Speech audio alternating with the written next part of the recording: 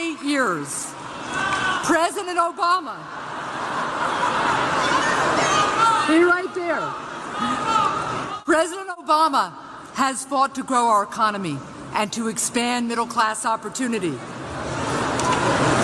He's worked to make college more affordable and to protect Social Security and Medicare. He has stood up for a woman's right to make her own health care decisions.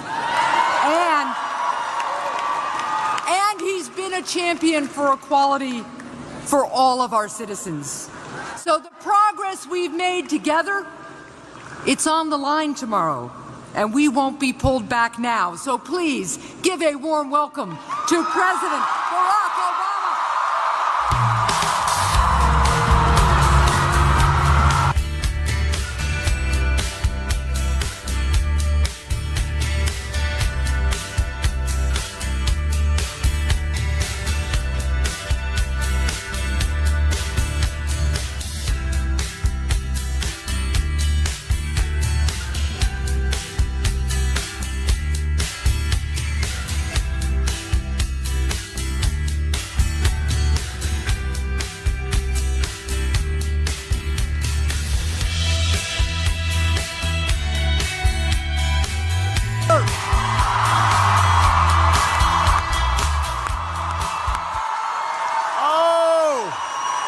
It is good to be back in Durham.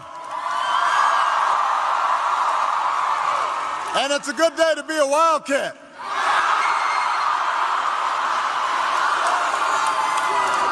Say every day is a good day to be a Wildcat. Can everybody please give it up for our outstanding public servants, your Senator Jeanne Shaheen, Representative Annie McLean Custer, and two women you can send to join them in Washington, your governor and next United States Senator Maggie Hassan, and your next Congresswoman Carol Shea Porter, your next governor Colin Van Orstern, and give it up for two great friends of mine, former Congresswoman Gabby Giffords and her husband and former astronaut Mark Kelly.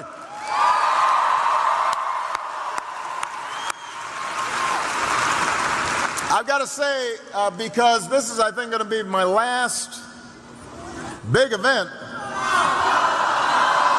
Yes, I mean, we got one in Philly, but you know, Michelle's talking there, so I won't get any attention. So I want to take some time just to thank some very special people who've put everything they've got into this campaign, not just here in New Hampshire, but across America. And that is all the grassroots organizers who work so hard every single day. They don't get a lot of attention. Some of them started on my first campaign. They picked up the phones, they hit the streets. They just live and breathe the hard work of change. I could not be prouder of them. They're the best organizers on the planet, and I could not be more proud of you. So thank you, organizers, for the great work you do. I love you back. I do. So, one more day, New Hampshire, one more day. One more day, and you, okay. I can't hear you, but I appreciate you.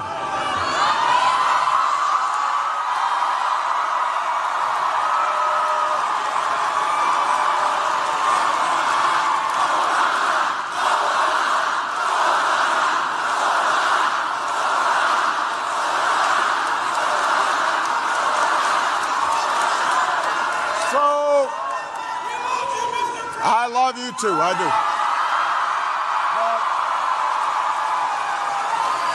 So we got one more day, and we can choose a politics of blame and divisiveness and resentment, or you can choose a politics that says we're stronger together. Tomorrow you can choose whether we continue the journey of progress or whether it all goes out the window. Think about where we were 8 years ago. Now, I realize some of you were 10. And you know, you were watching Nickelodeon. And I was trying to think back. You know, you had Josh and Drake. You had iCarly.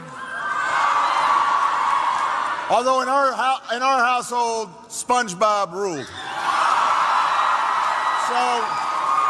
So not all of you were paying attention, so let me just reprise for you what was going on 8 years ago. We were living through 2 long wars, the worst economic crisis in 80 years.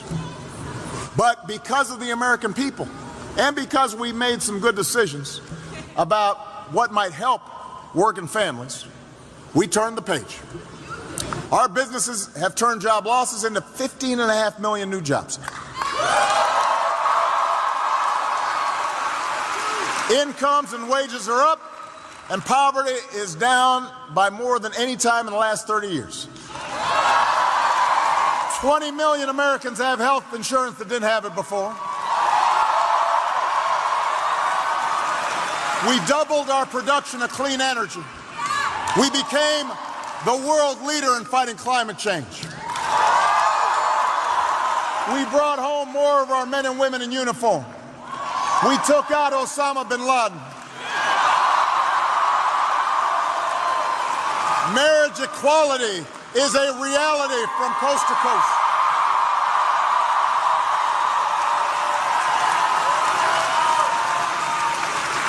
High school graduations at an all-time high. College enrollment at an all-time high.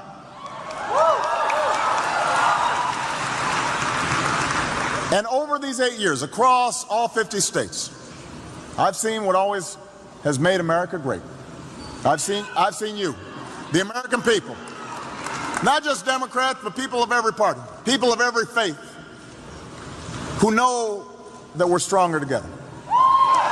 Young people and old, black, white, Latino, Asian, Native American, people with disabilities, gay, straight, all pledging allegiance to the red, white, and blue. That's the America I know. That's the America I love. And there's one candidate in this race who has devoted her life to that better America, the next president of the United States, Hillary Clinton.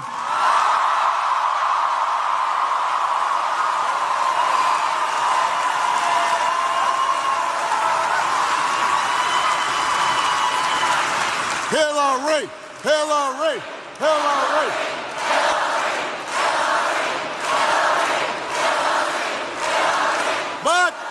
But make no mistake, all that progress goes down the drain if we don't win tomorrow. And New Hampshire, you know, it's a small state, but it's an important state. There's some scenarios where Hillary doesn't win if she doesn't win New Hampshire.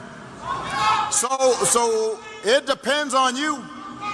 I know there's been a long campaign, and I know it's been full of negative ads and distractions and noise.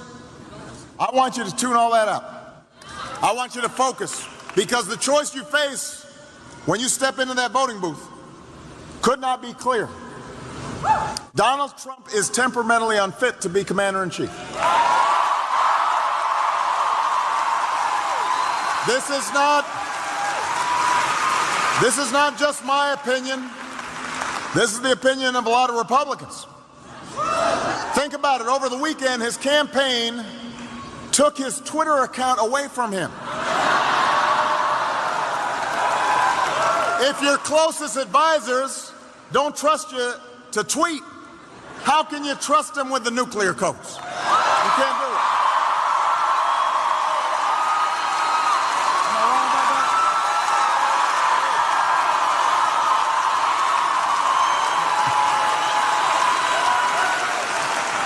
He is uniquely unqualified to be America's chief executive. He says he's a business guy.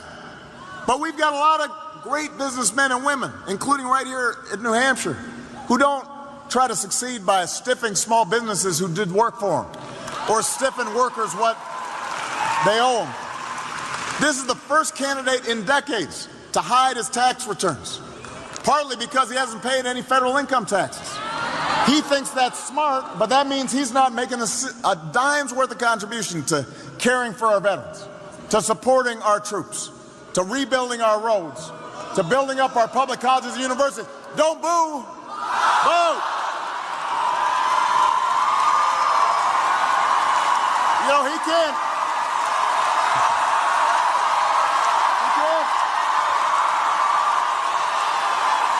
New Hampshire, Donald Trump can't hear your boos, but he can hear your votes.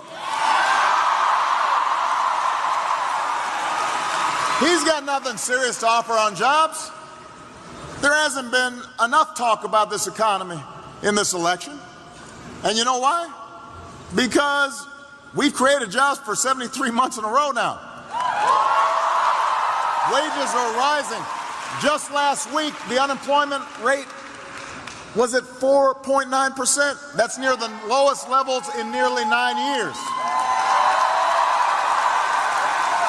So,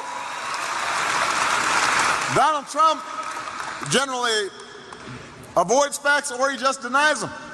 So he said, this is a disaster. A disaster? Listen, I just came from Michigan. You want to know what a real disaster looks like? Think back to that state and what we were dealing with 8 years ago. The American auto industry was flat on its back. Unemployment was soaring. Today's plants across that state and across the region that were shut down, they're now doing double shifts. And you know what? You know what Donald Trump's idea was? Donald Trump's idea for the auto industry, he actually suggested that Michigan should send its auto jobs to states that pay their workers less. And by making Michigan workers suffer, they'd have no choice but to accept less pay if they wanted to get their jobs back. Does that sound? Don't boo. What are you supposed to do? Whoa. Does that sound like somebody who actually cares about working people? New England's lost mill jobs over the years. Would that be a good way to bring them back? Just send them down to places where they pay them less? Look, we got manufacturing growing again over these last 8 years, first time since 1990s, and Hillary's going to keep that going. She's put forward the biggest investment in new jobs since World War II. She's got plans to grow manufacturing, boost people's wages, help students with college debt. That's why she should be the next president of the United States.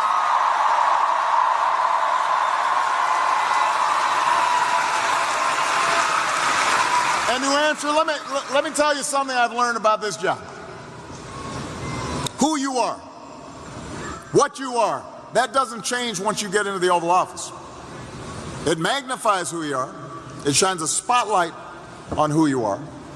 But if you denigrate minorities when you're running for office, if you call immigrants criminals and rapists when you're running for office, if you mock people with disabilities and treat women as objects, calling them pigs and dogs and scoring them on a 1 through 10 test, if you do that when you're running for office, that's how you'll conduct yourself in office.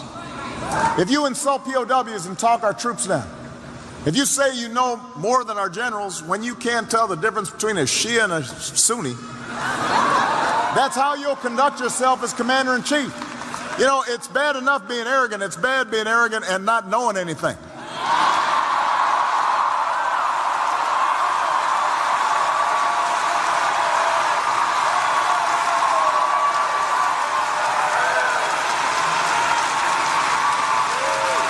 If you accept the support of Klan sympathizers saying, well, I don't know what they're about, then that's how you'll be thinking when you take office. If you disrespect the Constitution, threatening to shut down reporters that don't write things you don't like, threatening to throw your opponent in jail in the middle of a presidential debate. If you discriminate against people of different faiths, that happens in other countries, but not this one. This is the United States of America. We've got a Constitution.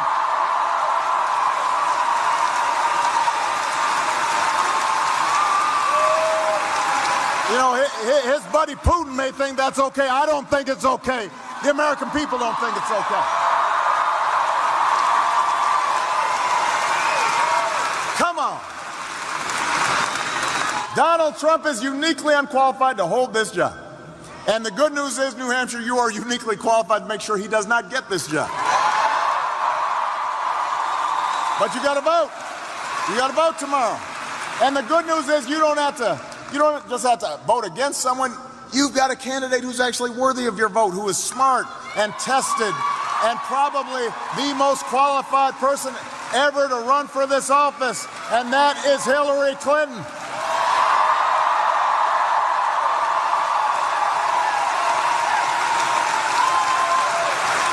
You know, I've got to say, since my name's not on the ballot, there are times where I've been just kind of trying to bite my tongue, but there's a lot about this election that has not been on the level. But I'm going to level with you right now. The way campaigns have gone, we've come to accept crazy stuff as normal. And you see this strategy of just repeating attacks and outright lies over and over again. But it gets churned in social media and Facebook, and no matter how false they are, they just create this cloud of dust. And so I've had to bite my lip and just listen to some of the nonsense that's been said about Hillary. I know Hillary. I ran against Hillary. She worked for me. This is somebody who has dedicated her life to making this country better. This is somebody who cares about working families because she comes from a working family. Think about how she got her start as a young woman, not much older than most of the folks here. While Donald Trump and his developer dad were being sued by the Justice Department for denying housing to African-American families, Hillary was going undercover from school to school to make sure minority kids were getting an equal shot at a good education. And she has not stopped fighting. She has not stopped fighting for justice. She has not stopped fighting for equality. She has not stopped fighting for kids ever since. She will be a smart and steady president. And unlike her opponent, she actually respects working Americans. She will work her heart out to create jobs that families can live on and child care you can afford. She'll fight for equal pay for equal work. She'll make sure that we've got a higher minimum wage and family leave that's paid so people can afford to use it, and make sure that this economy works for everybody. And unlike her opponent, she actually knows what's going on in the world. She's traveled around the world. She's respected around the world. She'll work her heart out to keep America respected and strong and safe. And she will not turn people against each other just to win an election. She'll be a leader for all of us, even those who don't vote for her, because she knows we are stronger together.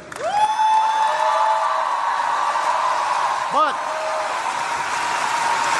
New Hampshire, if you want Hillary to continue the progress we've made, she's going to need allies in the Senate. Allies like Maggie Hassan. You cannot just stick her with Republicans in Congress who are already promising even more unprecedented dysfunction in Washington. More shutdowns, more obstruction, more repeal votes, years of hearings, years of investigations. Some are saying they'll block all Supreme Court nominations. Don't boo. I mean, apparently they think only Republican presidents should nominate judges. If you think voting for endless gridlock is a good slogan, you should vote for the Republicans. And by the way, Maggie's opponent, I gather she's kind of running like maybe she's a Democrat all of a sudden. But in Washington, she supports Mitch McConnell. In Washington, she supports a majority that has consistently been about saying no to everything. She supports eliminating health care for 20 million Americans who already have it. So don't buy that okey doke. There's a clear choice involved here. Maggie Hassan will make sure we've got a Democratic majority to work for the things you care about. Her opponent will not. It's a clear choice. America can do better than gridlock. And if you care about creating jobs, you care about child care they can afford, you care about equal pay for women and higher wages for workers, then you've got to vote for Democrats up and down the ticket. People like Hillary, people like Maggie, people who will put you ahead of politics, who will involve all of us in the work of moving this country forward. And that's ultimately what this comes down to, New Hampshire. You know, the most important office in a democracy is not president, it's not senator, it's not governor or mayor. It's citizen. That's the most important office. That's why we don't talk about I, we talk about we. Yes. We the people. Yes. We shall overcome. Yes, we can. I didn't say yes I can, I said yes we can.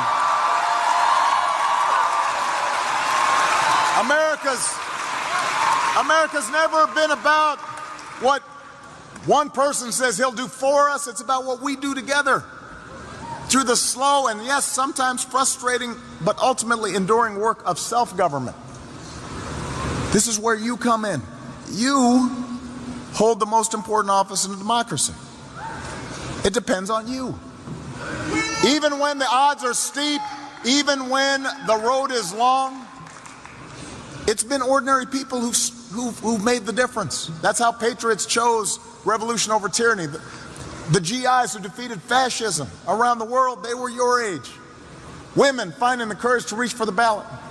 Marchers crossing a bridge in Selma for their dignity. Workers organizing, collective bargaining, and better wages. You make these things happen. We hold these truths to be self-evident, that all men are created equal, that we are endowed by our Creator with certain unalienable rights. In this country, you don't have to be born of wealth or privilege to make a difference.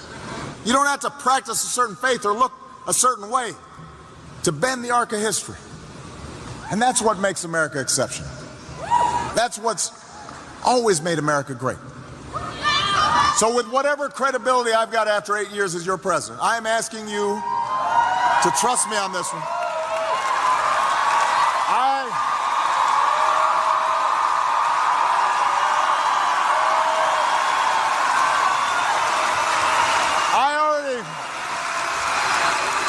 I already voted for Hillary. We got early vote in Illinois. I already voted for her. I'm absolutely confident that when she's president, this country will be in good hands. And I'm asking you to do the same. And especially the young people who are here today.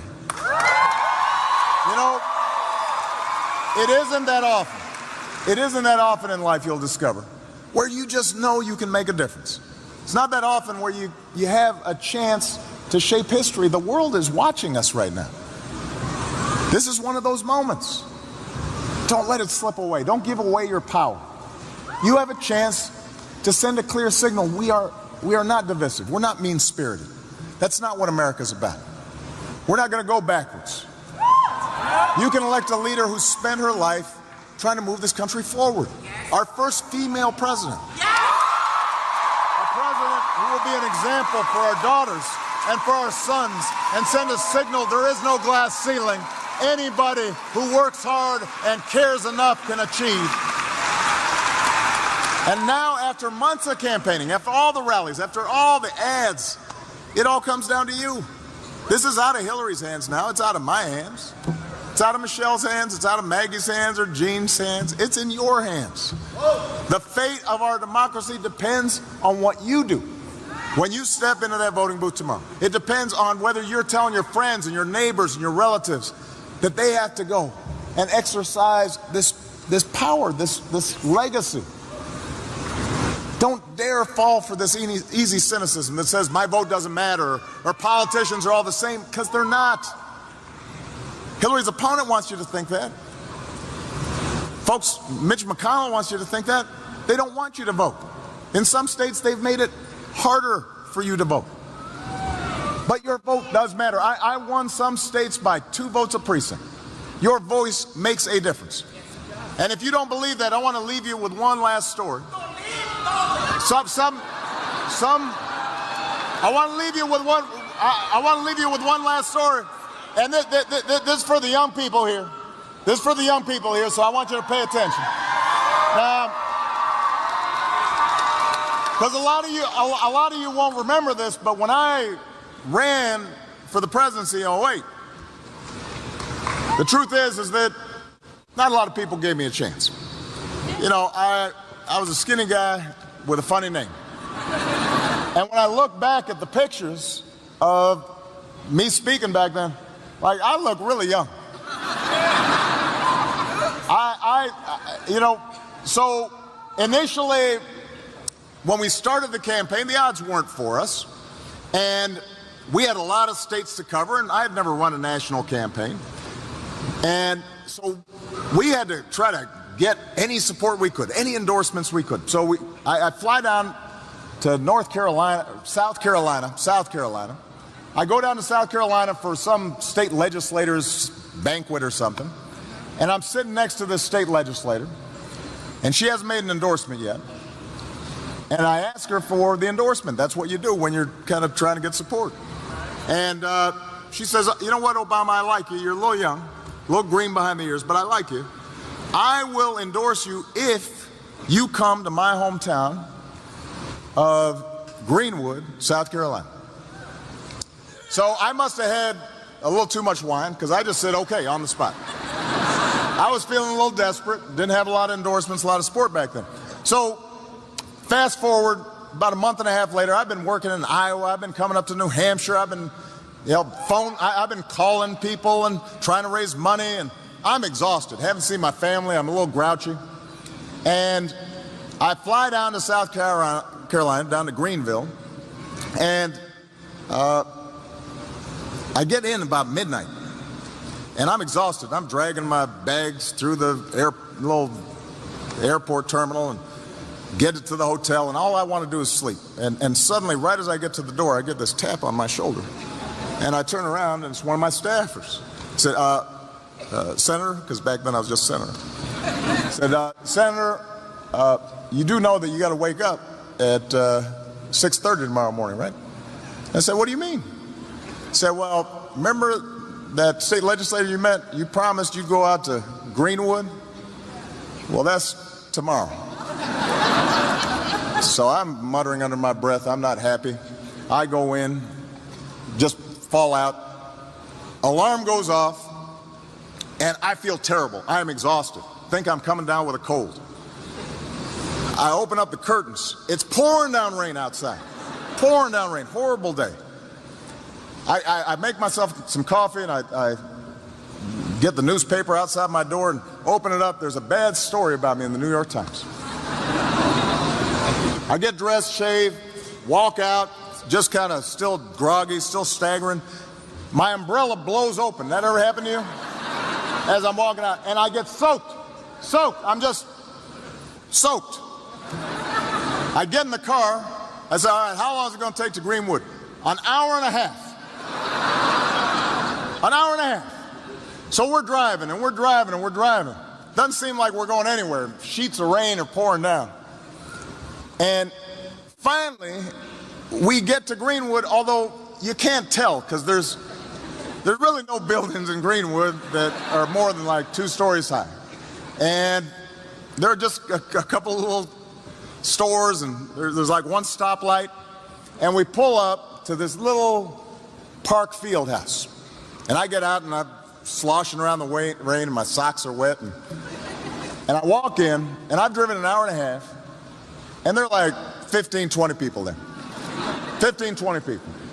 And I will tell you, they didn't look any happier to see me as I did to see them. They were wet and damp, and they weren't really excited. They didn't know why they were there. And so I go around the room, and I say, how do you do? What do you do? And talk to everybody. But they're not really feeling it right now.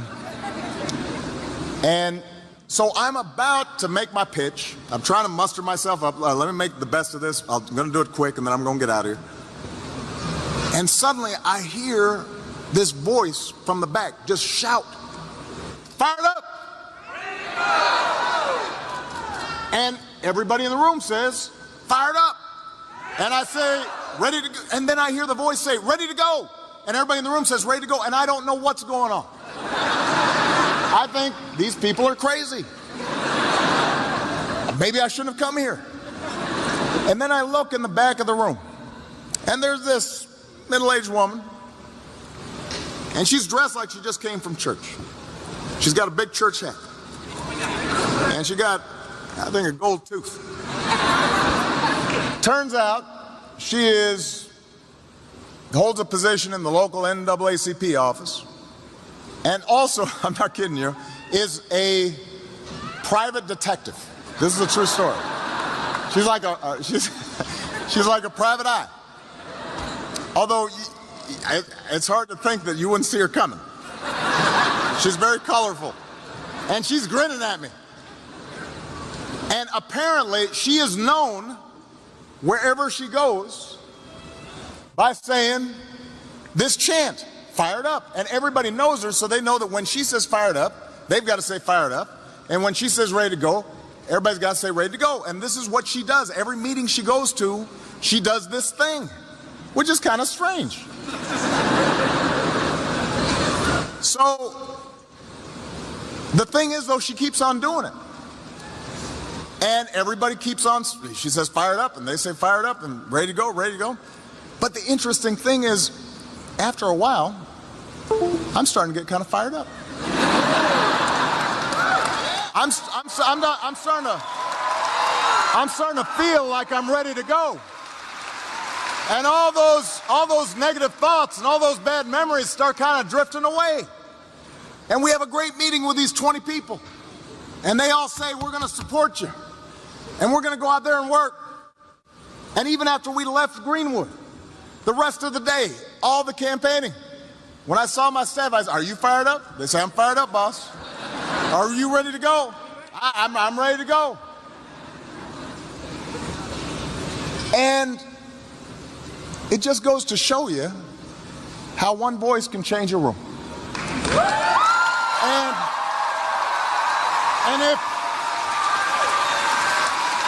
And if it can change a room, it can change a city. And if it can change a city, it can change a state. And if it can change a state, it can change a nation. And if it can change a nation, it can change the world. So I just have one question for you, New Hampshire. Are you fired up? Ready to go? Fired up? Ready to go? Fired up? Ready to go? Let's go finish what we started. Let's elect Hillary Clinton. Let's elect Mackie Asson. I love you, New Hampshire. God bless you. God bless the United States of America.